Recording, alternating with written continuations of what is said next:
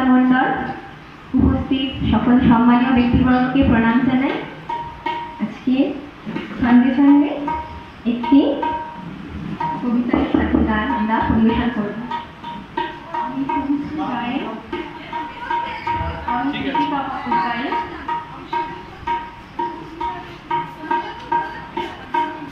নমস্কার, আমি ঝর্ণা বৈদ্য। আজকে সন্ধ্যে সন্ধ্যে আকাশকে চলে এলাম এখানে, একটু দেখি করে দেখি কিরকম আছে। সবাইকে আমার গুরুজনদের প্রণাম, ছোটদের আমার ভালোবাসা।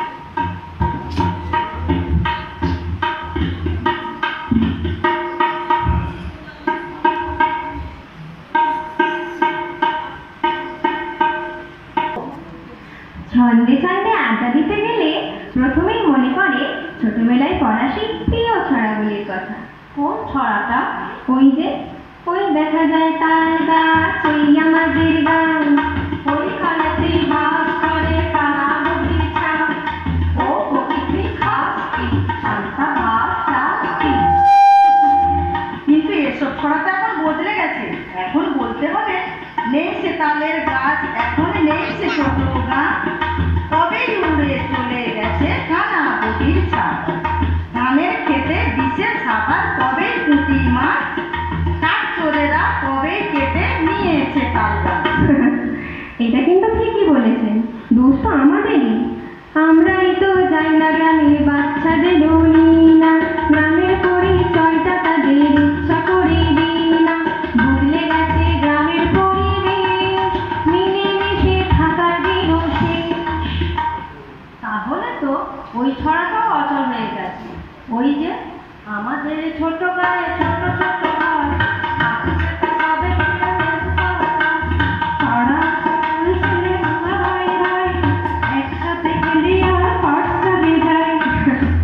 এখন তো বলতে হবে ভাই ভাই ঠাই ঠাই, গ্রামেও এখন নেই শুনে ভালোবাসা, নেই সেই মন। টিভিতে এরাও দেখে বিদেশি আকার, ভেঙে চলে গেছে তাই ভরা সংসার। কি তাই?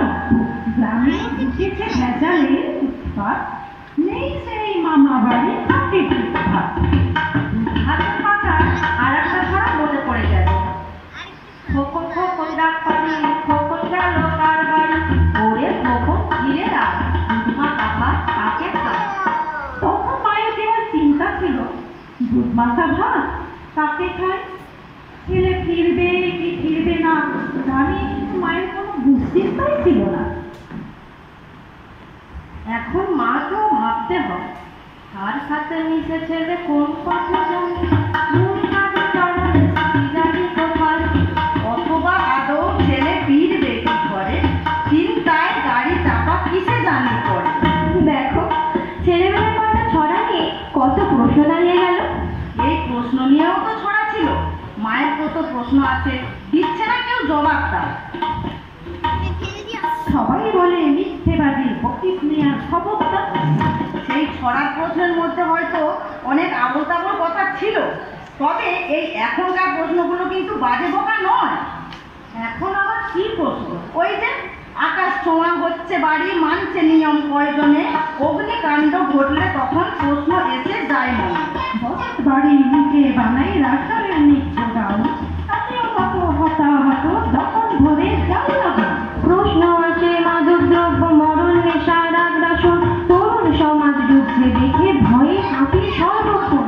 শৃঙ্খলাহীন যান চলাচল, গ্রামের মধ্যে অবস্থা, দুর্ঘটনা ঘটছে যাচ্ছে সবই যাচ্ছে কতই সজীব তারা।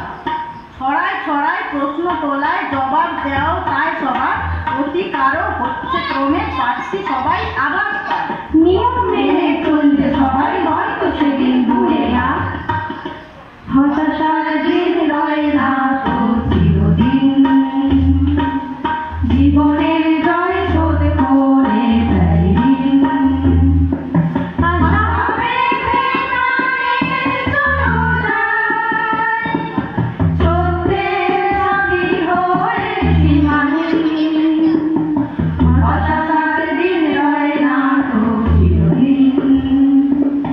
জীবনের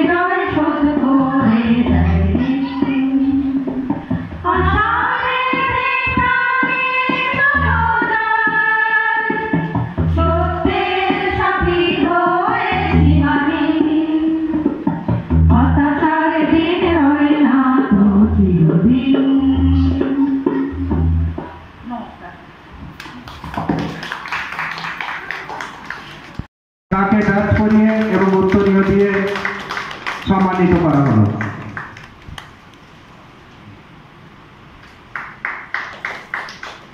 এবার ব্যাচ পরিয়ে বিশিষ্ট চিকিৎসক প্রকাশ মল্লিক মহাশয়কে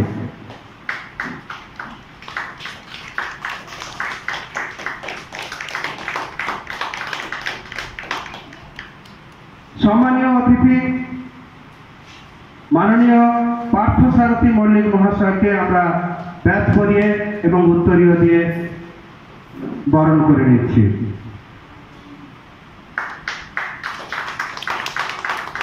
এই ফাঁকে আমরা আমাদের মধ্যে উপস্থিত বিশিষ্ট সঙ্গীত শিল্পী সোমাদিকে সোমা হালদার মহাশয়কে মঞ্চে আসার জন্য অনুরোধ করছি।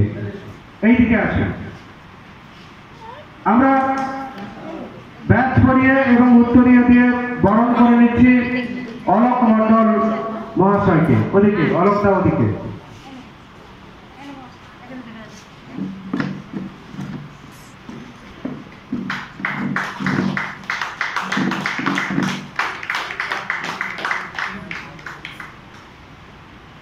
এবার আজকের বিশেষ অতিথি হিসেবে মাননীয়া মিঠু ভট্টাচার্য মহাশয়কে ব্যাচ এবং উত্তরীয় দিয়ে আমরা বরণ করে নিচ্ছি।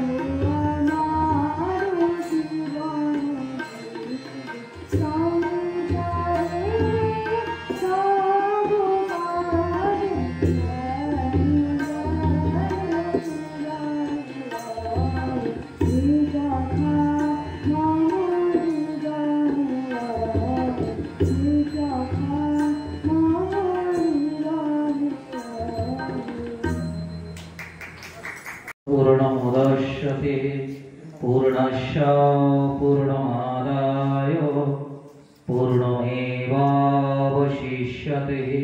ओम शांति शांति शांति हरि ओम नमः परमात्मने नमः। শুনতে খুব ভালো লাগলো। বাউল বা কথার অর্থ সুন্দর। খোঁজা বাউল যিনি সুন্দরকে খোঁজ করেন তিনি বাউল। যিনি বাতাসকে নিজের মধ্যে আয়ত্তের মধ্যে আনতে পারেন তিনি বাউল। আরেকজন বাউল আছে এই মানিকদা ডাক্তারবাবু মানুষ বাউল। তিনি কারোর কথা কোনোদিন শোনেন না, নিজেরটাই বুঝেছেন, তিনি বাউল। এই বাউল বড় উচ্চ মানের কথা, কখনো সময় হলে অবশ্যই বলবো। জয় গুরু। আমি ডাক্তারবাবুর কাছে কৃতজ্ঞতা। হ্যাঁ, বাউল উনি বলেছেন ওনার মতো। আমি একটা ছোট মানুষ, আমার একটা বাউলের ডেফিনেশন আছে। বাউল মানে হচ্ছে ব মানে বাউল দুলে, হ্যাঁ, উ মানে উদাস, আর ল মানে লেংটি। এই তিনটে যার আছে সে বাউল। যাই হোক, বাউল সম্রাট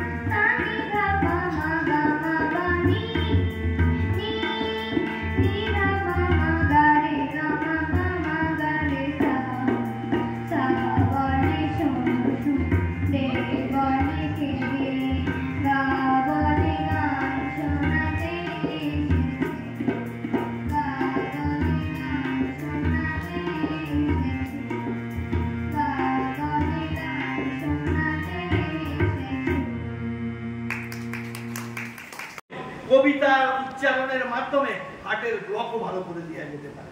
এবং আজকে যে মিউজিক থেরাপির কথা বলা হচ্ছে, যে মিউজিক থেরাপি চালিয়ে তাকে অ্যানাস্থেসিয়া না দিয়ে তাকে অপারেশন করা সম্ভব হচ্ছে, আরো গবেষণা চলছে। তাই এই শুধু সঙ্গীত মানে সঙ্গীত নয়, শুধু রক্তদান নয়, তার সঙ্গে সঙ্গে আমাদের চেতনা উন্নয়ন না করলে একটা মানুষ কখনো সুস্থ হতে পারে না। শুধু মানসিকভাবে আজকে আমাদের কাছে সাইকোলজিক্যাল প্রচুর পেশেন্ট আছে, অনেক মেয়ে ডিপ্রেশন হয়ে যাচ্ছে। এখন সবাই ভাবে আমার ছেলেটাকে ফার্স্ট হতেই হবে, আমাকে বেশি নাম্বার পেতেই হবে, তাকে চুরি করে হোক, চামারি করে হোক, যেমন করে হোক, ওই ছেলেটা কখনো ভালো হতে পারে না। এবং এই জন্য আমাদের রবীন্দ্রনাথ আছে, রবীন্দ্র জয়ন্তী পালন করা হয়, কিন্তু রবীন্দ্রনাথকে আমরা হৃদয়ে গ্রহণ করতে পারি না। আমরা বলেছি যে রোগ কেন হয়, মানে হ্যানিম্যান বলছেন unnecessary cravings for the unnecessary create the disease, অর্থাৎ আরো আরো আরো তুমি আমায় মারো, এটা রবীন্দ্রনাথ বলছেন। অর্থাৎ আমাদের এই যে চাওয়াটা, আমরা এখানে একটা বাড়ি আছে, আমার মনে হচ্ছে কলকাতায় একটা বাড়ি থাকলে ভালো হয়, কলকাতায় বাড়ি আছে, বোম্বেতে বাড়ি থাকলে ভালো হয়, অন্তত নিজের পক্ষে একটা ফ্ল্যাট থাকলে ভালো হয়। এই কামনা তাকে কিন্তু স্থির থাকতে দিচ্ছে না। যখন হচ্ছে না তখন সে ডিপ্রেশনে চলে যাচ্ছে। তাই রবীন্দ্রনাথ বলছেন, আমরা অনেক সময় ভাবি আমার অনেক কিছু বড় হওয়ার দরকার ছিল, আমার অনেক টাকা ছিল। রবীন্দ্রনাথ বলছে বঞ্চিত করে বাঁচালে আমার। তাই বঞ্চনাও যে জীবনের একটা বিরাট পাওয়া, সেই বোধ আমাদের সন্তান সন্ততির মধ্যে প্রবাহিত করতে না পারলে আমরা কখনো সুস্থ হতে পারি। যাই হোক, অনেক কিছু কথা বলে ফেললাম। আমার বক্তব্যে যদি কোনো অহংকার প্রকাশ পেয়ে থাকে, তবে ঈশ্বরের কাছে প্রার্থনা করি আমার অহংকারের শিল্প আঘাত করে নট করে দেওয়া হয়েছে।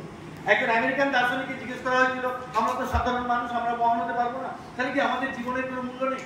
তখন তিনি বলেছিলেন, একটি মানুষ অপর একটি মানুষের একটি মুহূর্তে যদি যন্ত্রণা লাঘব করতে পারে, তাহলে সেই মানুষটার জীবন সার্থক হয়েছে বলে মনে করতে পারে। সেই অর্থে আমার কথা শুনে যদি আপনাদের জীবনে চলার ছন্দ সামান্যতম ছন্দায়িত হয়, তাহলে আমার আশার কথা বলা আমরা সার্থক বলে মনে করবো। সবশেষে বলি, ভালো থাকুক ফুল, ভালো থাকুক ফল, ভালো থাকুক মাটি, ভালো থাকুক জল, ভালো থাকুক তারা, ভালো থাকুক আপনারা। নমস্কার। অধিকারে চলো ভালো কেউ মানে সব তুফানে তেলাম নাইও না মাঝিতে সব করি রাখে চলো অধিকারে চলো ভালো কেউ মানে সব তুফানে তেলাম নাইও না মাঝিতে সব করি রাখে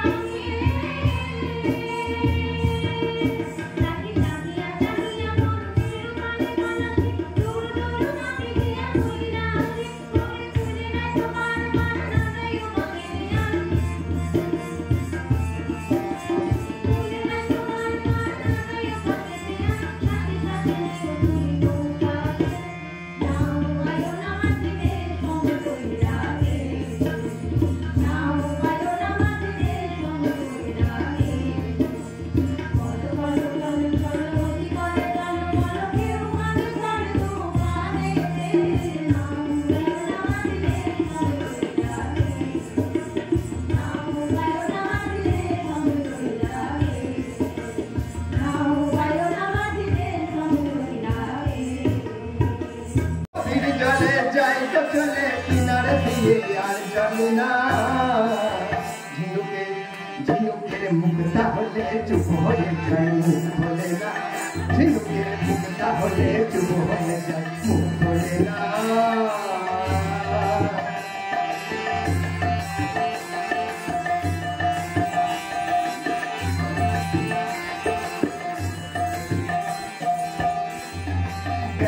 মুখ লাল হইলে নাতে দিবা লোকে চলে যায় কোন জঙ্গলে আরে মুখ লাল হইলে থাকে নাতে দিবা লোকে চলে যায় কোন জঙ্গলে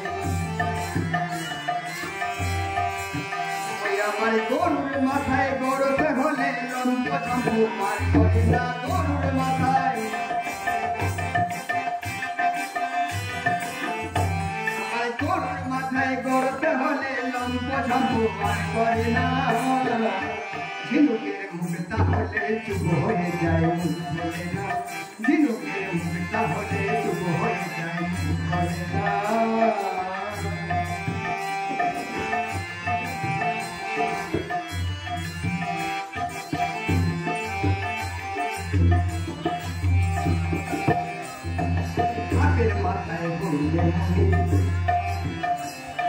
সাপের মাথায় হইলে মুড়ি মারিনাতে ওইটি ফড়ি ধনীকে রক্ষা করা তার সাধনা।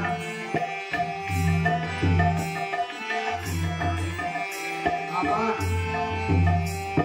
গজমতি হইলে হাতি, আবার গজমতি হইলে হাতি, দেখো চঞ্চল ভার থাকে না। ঝিনুকের মুক্তা হলে চুপ হয়ে যায় মুখ খোলে না, ঝিনুকের মুক্তা হলে চুপ হয়ে যায় মুখ খোলে না। ওতে গভীর জলে যাই তো চলে কিনার দিলে আর চলে না, গভীর জলে ওতে গভীর জলে যাই তো চলে কিনার দিলে আর চলে না। ঝিনুকের মুক্তা হলে চুপ হয়ে যায় মুখ খোলে না, ঝিনুকের মুক্তা হলে চুপ হয়ে যায় মুখ খোলে না।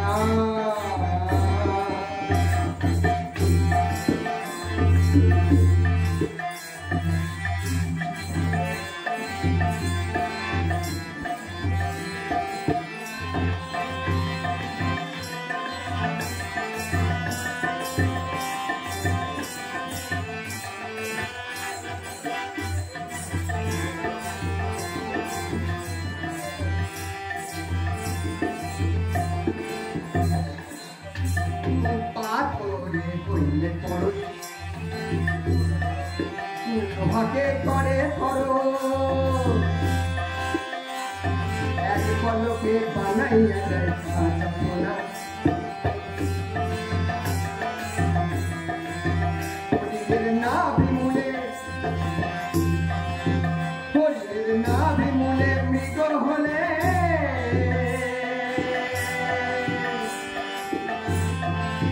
হরিণের নাভিমূলে, হরিণের নাভিমূলে মৃগ হলে হালিম কাছে ধরা যায় না। বলছে সাধু আর পরশ পাথর দুজনের মধ্যে তফাৎ কি? একটা পরশ পাথর একটা লোহাকে টাচ করলে শুধুমাত্র সোনা হবে, তার বেশি কিন্তু কিছু না। কিন্তু একটা সাধুর পরশে একজন আসলে সে সাধুই হবে। জয় জয় নিতাই গৌর প্রভুনন্দে হরি বল হরি বল। তাহলে সাধুর কাছে যদি আসা যায় তো সাধুর মতোই হবে, কিন্তু পরশ পাথরের কাছে গেলে শুধুমাত্র সোনা হবে, বেশি কিছু না। হরিণের নাভিমূলে মৃগ হলে হালিম কাছে ধরা যায় না, নাভিমূলে, হরিণের নাভিমূলে মৃগ হলে হালিম কাছে ধরা যায় না। ঝিনুকের মুক্তা হলে চুপ হয়ে যায় মুখ খোলে না, ঝিনুকের মুক্তা হলে চুপ হয়ে যায় মুখ খোলে না। ওতে গভীর জলে যায় তো চলে কিনার দিয়ে আর চলে না, গভীর জলে, ওতে গভীর জলে যায় তো চলে কিনার দিয়ে আর চলে না। ঝিনুকের মুক্তা হলে চুপ হয়ে যায় মুখ খোলে না, ঝিনুকের মুক্তা হলে চুপ হয়ে যায় মুখ খোলে না। ওতে গভীর জলে যায় তো চলে, ওতে গভীর জলে যায় তো চলে কিনার দিয়ে আর চলে না। ঝিনুকের মুক্তা হলে চুপ হয়ে যায়, ঝিনুকের মুক্তা হলে চুপ হয়ে যায় মুখ খোলে না, ঝিনুকের ঝিনুকের ঝিনুকের ঝিনুকের মুক্তা হলে চুপ হয়ে যায় মুখ খোলে না। কেন? ওম হৈতপতি প্রেম ঘনদিব্যমূর্তিম আচার্য রূপম প্রণবং নমামি। ওম গুরু ব্রহ্মা গুরু বিষ্ণু গুরুদেব মহেশ্বর গুরুরেব পরম ব্রহ্ম তস্मै শ্রী গুরবে নমঃ। জননী জন্মভূমি ভূমিষ্য স্বর্গাদপি গরীয়সী। আজকে খুব সুন্দর এক বৃষ্টি ভেজা বৈকালিক অনুষ্ঠানে আজকে যারা পশ্চিমবঙ্গ গণতান্ত্রিক সুরক্ষা অধিকার সুরক্ষা কেন্দ্রের আয়োজনে যে খুব সুন্দর একটি অনুষ্ঠান সকাল থেকেই চলছে, তার দ্বিতীয় পর্যায়ে বৈকালিক অনুষ্ঠানে এই মঞ্চে বসে আছেন ঠিক আমার ডান দিকে বিশিষ্ট সম্মানীয় আন্তর্জাতিক খ্যাতি সম্পন্ন হোমিওপ্যাথিক ডক্টর মাননীয় শ্রী প্রকাশ মল্লিক মহাশয়, এবং তার সাথে উপস্থিত আছেন নিজের সুযোগ্য জ্যেষ্ঠ সন্তান, ইনি ডাক্তার বাবু। আমি ডাক্তার বাবু যখন ওনার প্রবচন লিখে বসলেন, সবাই ভালো বলছিলেন, আমি ঠিক তখন বলিনি, একটা কথাও বলিনি, কারণ আমি তার একার সামনে কেন বলবো। তাকে ধন্যবাদ দেই, তার সুসন্তান সুযোগ্য সন্তান মঞ্চে উপস্থিত আছেন আমাদের আরেকজন মা, তারপরে আমাদের বাউল সঙ্গীত শিল্পী, আমাদের অত্র এলাকার পরিচিত, এবং আমাদের সঙ্গীত শিল্পীর যে সঙ্গত দেন খুব সুন্দর, আমাদের অনেক দিনের পরিচয় আশ্রমের তরফ থেকে। লেখক, সাহিত্যিক, কবি মাননীয় অলোক মন্ডল মহাশয়, আমাদের সুপরিচিত, আমাদের ডায়মন্ড হারবারের অধিবাসী, এবং মিঠু ভট্টাচার্য মহাশয়, এবং বলছিলেন ডাক্তারবাবু গান পাগল, সাংস্কৃতিক পাগল। আসলে পাগল তখনই আরেকটা পাগলের কাছে যায় যখন পাগলের আত্মার সাথে আত্মার মেলবন্ধন হয়। তাই সব পাগলকে, মানে আমি এখানে এসেছি আমিও পাগল, তো সেই জন্য পাগলের কাছেই তো পাগল যায়। তাই সব পাগলকে, বাউল পাগল, গান পাগল, কবি পাগল, মাথা খারাপ নয়। ডাক্তারবাবু একটা কথা বলছি, কিন্তু আমরা আমাদের দৈনন্দিন জীবনের খাদ্যাভ্যাসের পরিবর্তন যদি ঘটাতে পারি, আমাদের মানসিক এবং শারীরিক পরিবর্তন ঘটতে পারে। আমরা সবাই পাগল, কেউ না কিছু নেশা আমাদের রয়েছে। মাথা খারাপ নয়, কিন্তু পাগল আর মাথা খারাপের মধ্যে পার্থক্য রয়েছে। তাই সবাইকে একযোগে, যাদের সকলের যথাযোগ্য সম্মান সঙ্গের তরফ থেকে প্রদর্শন করছি। সবাই ভালো থাকুন, ঠাকুরের কাছে প্রার্থনা করি।